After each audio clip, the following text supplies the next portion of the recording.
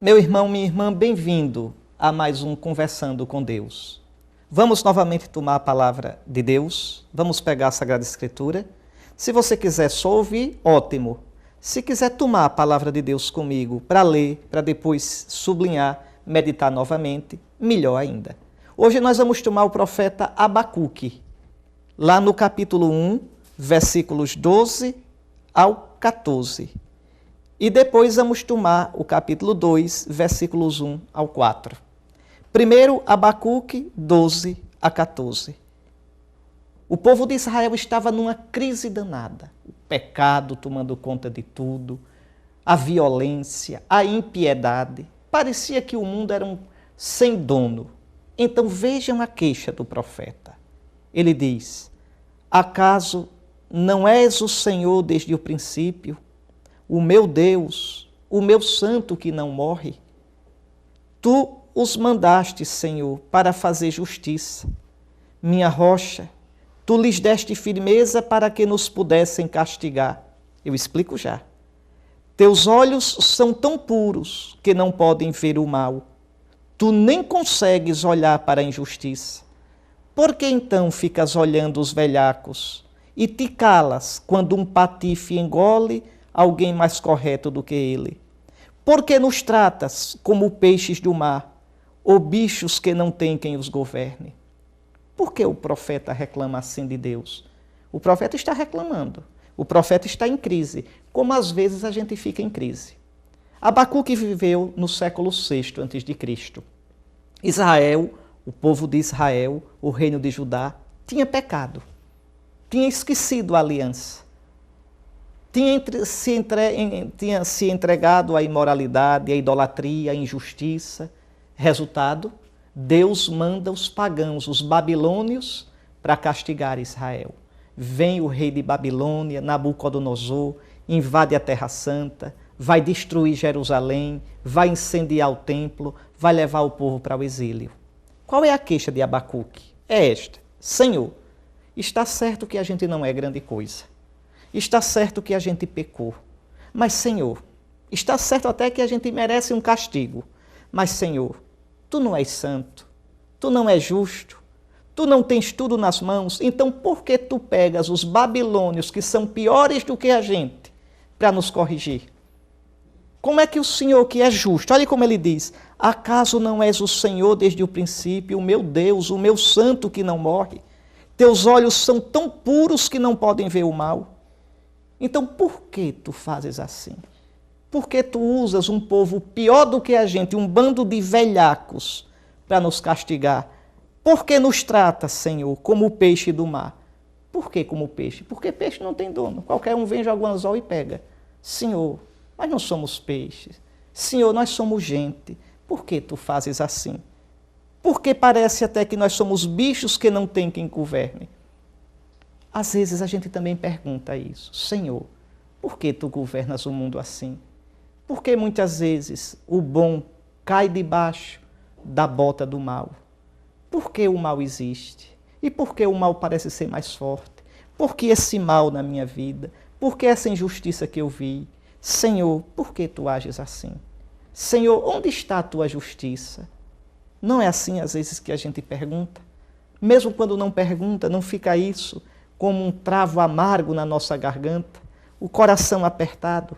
O que é bonito na Sagrada Escritura é que os homens, as mulheres da Bíblia, também entram em crise. Também perguntam: Senhor, onde estás? Senhor, por que governas o mundo assim? Senhor, por que fazes desse jeito? Senhor, por que te escondes? Por que parece que tu não existes? Então veja, não é uma crise só de hoje. Crer sempre foi um desafio, viu? Crer não é fácil, não. Crer não é compreender tudo, não. Crer exige que a gente se abandone. Escutem só. Vamos agora para o capítulo 2, Abacuque 2, versículos 1 ao 4. O profeta continua arengando com Deus. Olha o que ele diz: ficarei de pé na torre de vigia, coloco-me no alto da muralha, em guarda para perceber com clareza o que Deus vai falar-me, como há de responder a queixa que fiz. Profeta teimoso. Diz, eu vou ficar aqui esperando que Deus me explique isso. Eu vou ficar esperando a resposta. Por que ele usa um povo pior do que nós para nos castigar pelos nossos pecados? Onde está a justiça dele? Por que ele governa o mundo assim, de um jeito que a gente não entende? Escute. E o Senhor me respondeu, escreve esta visão, grava em tabuletas para leitura corrente, pois é ainda uma visão para um tempo determinado. Só quer realizar-se e não há de decepcionar. Se demorar, é só esperar. Ela vem mesmo e não há de demorar. Vai se acabar quem não é reto, o justo viverá por sua fidelidade. O que significa isso? Deus diz, Abacuque, tenha paciência. Abacuque, espere. É interessante, Deus explica sem explicar, porque Deus não nos deve satisfação. E porque a gente nunca poderá compreender o modo como Deus dirige o mundo, como Deus dirige a sua vida, a minha vida. O que Deus diz é isso, espera, tem paciência, fica certo de uma coisa, no fim de tudo, eu separarei o bem do mal. Eu separarei o justo do injusto, o santo do pecador, o que me honra do que me despreza. Está aqui. Vai se acabar quem não é reto. O justo viverá por sua fidelidade. Moral da história, o que é que Deus diz a Abacuque? Vou traduzir numa linguagem de hoje. Abacuque, fique na sua. Não vou lhe explicar o meu modo de dirigir o mundo, mas digo uma coisa, permaneça firme, se sustente, porque o justo viverá pela sua fidelidade. É assim. A gente olha o mundo, parece um navio sem rumo. A gente olha o mundo e vê tantas vezes o mal prevalecer. Liga a televisão um pouquinho, veja o que tem nas novelas, veja o que aparece no noticiário, veja o que a mídia propõe. Olha a internet, olha as pessoas, o que elas pensam, o que elas dizem. Parece que o mundo não tem rumo. Parece que crer e não crer são a mesma coisa. Ser bom e ser mal é indiferente. Não, não. Há um fio vermelho, há um fio de meada que atravessa a história humana. E no fim, vai se acabar quem não é reto, mas o justo viverá. Justo na Bíblia é o amigo de Deus. O justo viverá pela sua fidelidade. Por isso que a gente precisa pedir cada dia, todo dia, Senhor, guarda a minha fé. Senhor, sustenta a minha fé. Não deixes que eu me canse de crer. Não deixes que eu desista de esperar. Não deixes que eu deixe de ver a tua presença nos acontecimentos da vida.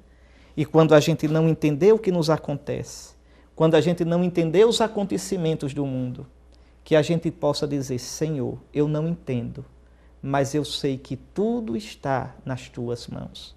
Eu sei que tu diriges tudo. Como ontem nós íamos, tu seguras o leme da barca da minha vida. É muito importante a gente entender isso, porque muitas vezes a gente diz, eu creio em Deus, desde que Deus caiba na minha lógica. Eu creio em Deus desde que tudo saia como eu esperava. Mas não é assim que acontece. Lembre que esse mesmo Deus vai dizer no profeta Isaías, meus pensamentos não são os vossos pensamentos, meus caminhos não são os vossos caminhos. Tanto quanto os céus se elevam sobre a terra, estão os meus pensamentos acima dos vossos. Então peçamos, Senhor, guarda a minha fé ainda hoje. Senhor, sustenta a minha esperança. Senhor, não permitas que eu me perca com os ímpios. Não permitas que a dúvida, que o medo tomem conta de mim. Senhor, dá-me a graça da perseverança até o fim. Amém. Peçamos isso a nosso Senhor. E para você, a minha bênção. Que te abençoe o Deus Todo-Poderoso, Pai, Filho e Espírito Santo. Amém. Até a próxima, se Ele quiser.